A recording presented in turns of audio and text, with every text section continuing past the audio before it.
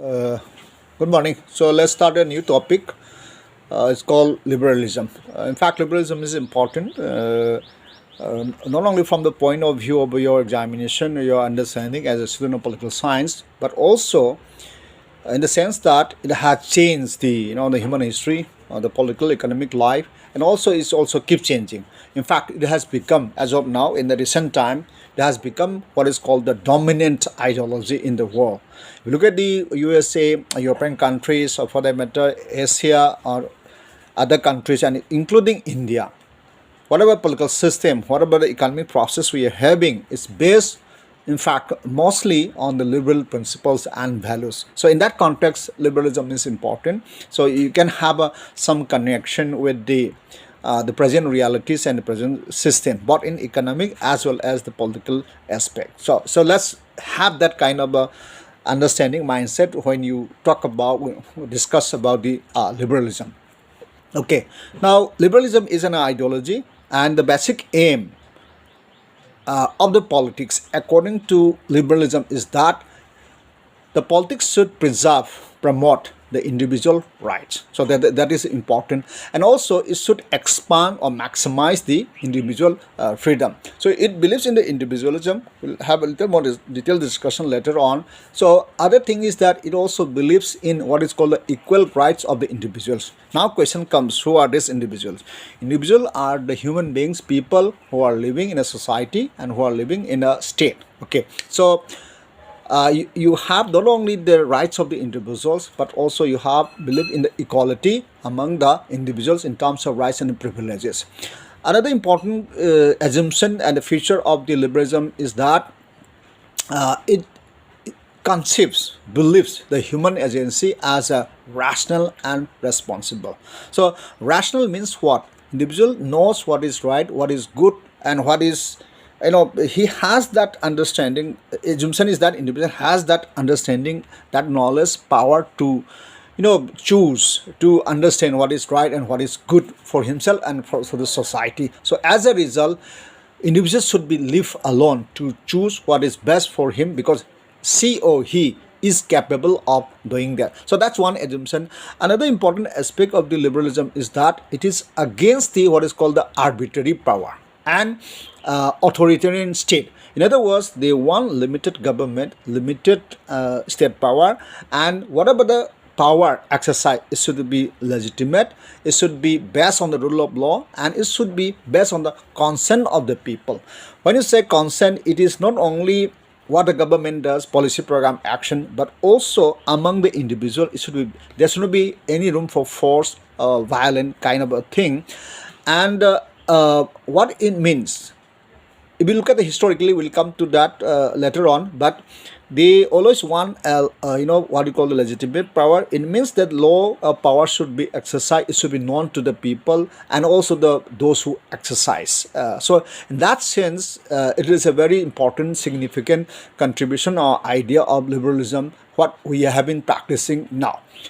And also it makes a distinction. They always made an attempt to make a distinction between what is called the public and private. When you talk about private, it is something which should be given to the individual. Say, like in family matters, say in the religious matters, the state should not, society should not interfere. They should have a freedom of religion. And also, what is called the personal thing, this they want to make a distinction from what we call the public. Public is something concerned with the common people, society, or the state as a general. So there should be kind of a distinction between these two, and they started, and still debate goes on, and still you have the in many controversies, in many laws, these issues come up from time to time. So they believe in that there should be separation between these two.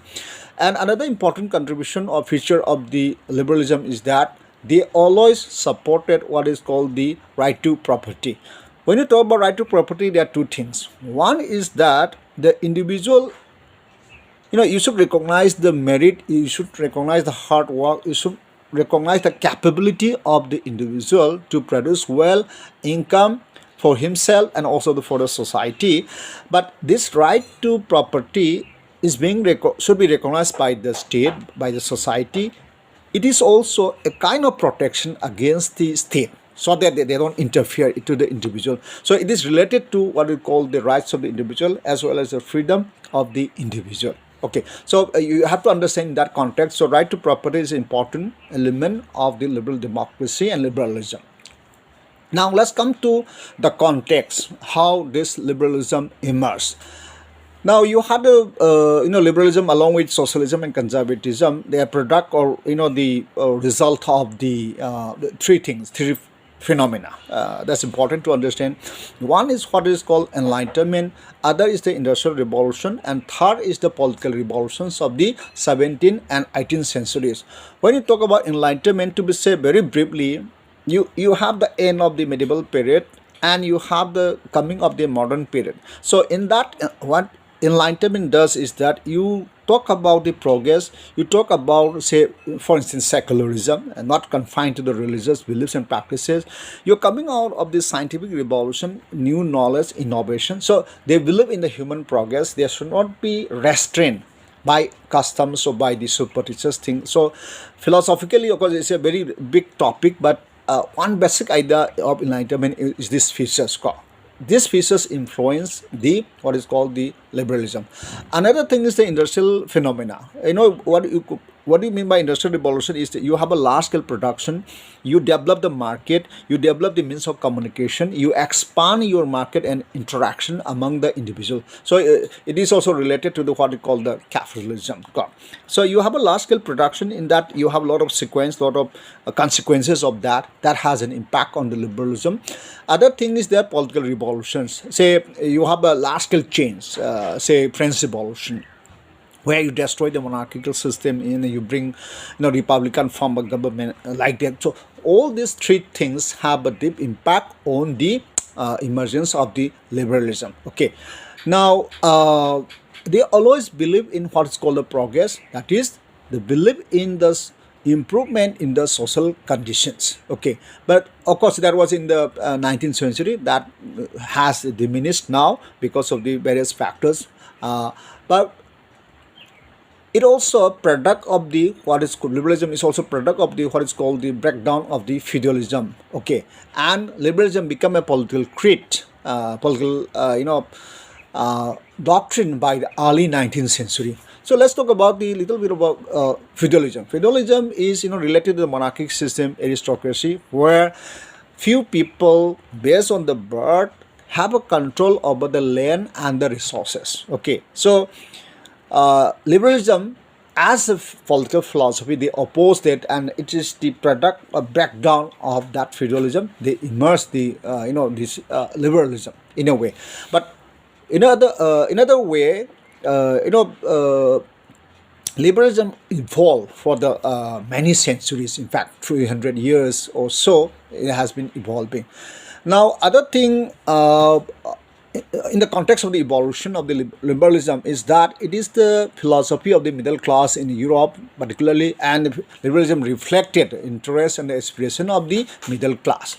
Okay, and they were attacked absolutism, they attacked the feudal privileges, as I said about the feudalism, and they also advocated in the political sense what is called the constitutional and later representative democracy. When you say constitutional, it means whatever the society, whatever the government, and whatever the individual rights we are talking about, it should be based on the written law, what you call the constitution, known or accepted by everyone. So there should not be misuse of that power. So if you have the written constitution or established law.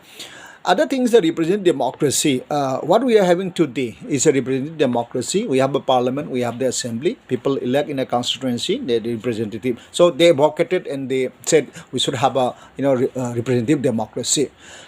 In a way, capitalism and liberalism are also closely linked. And in the economic aspect, liberalism defended, advocated what is called the laissez-faire capitalism. In other words, free enterprises. It means what? The states should not have intervention in the economic activities of the individuals. They should be live free. So what is called, that was a classical liberalism especially in the 19th century, and that is one phase of the liberalism. But you also another phase, what is called the modern liberalism, 20th century. in that context, they advocated what is called the welfare state. That is, they should interfere in the economic activities and they should provide service to the welfare of the, particularly people who are marginalized, who are weaker section of the society. And you also justify what is called some kind of economic intervention by the state. So just to get this point, liberalism transforms from the non-interference by the state to the interference by the state. So it is changing to the the situation. And of course you have to remember here, you immerse the what is called the socialism, you also immerse what is called the communism. So you can think it in a way is a response to that changing situation, because of the socialist revolution and also because of the communism. You can say that in that context there are certain elements of the characteristics of the liberalism. We discuss one by one, but first let's take up what is called individualism. The core principle of the liberal ideology is individualism. What do you mean by this individualism? It's a philosophy which implies, which gives supreme importance to the individuals. And individuals are equal, and the individuals have a separate, unique identities. So in that context, you should not allow undue interference by the state and society to the individuals, and the individual themselves can develop and pursue what is good for them. So in that context, you believe the abilities and the capacities of the individual, so you should not have interference by the state and society. So individualism is the core value or principle of the liberalism. Now we'll end here, but before that, let's another take up the concept. What another feature of the liberalism is what is called the freedom or liberty. Individual freedom is another core value of the liberalism, and the belief is that individual has the capacity and ability to act his or her choices, and they are responsible and they are capable of doing that. So state or society should not interfere in those areas. And of course they also talk about what about freedom or liberty they are talking about. It should be under the law. It has two sense. One, the individuals should not, because of freedom they have, the individuals should not interfere or damage the violate the rights of the others. So they said, okay, freedom, but it should be as per the law, as per defined by the law. And at the same time, they believe in what is called the maximum freedom of all the individuals. So when you're talking about the individual, it is not only for particular group but for all the groups. So these are the two features, but other features of the liberalism or characteristics of the liberalism we'll discuss in the next class.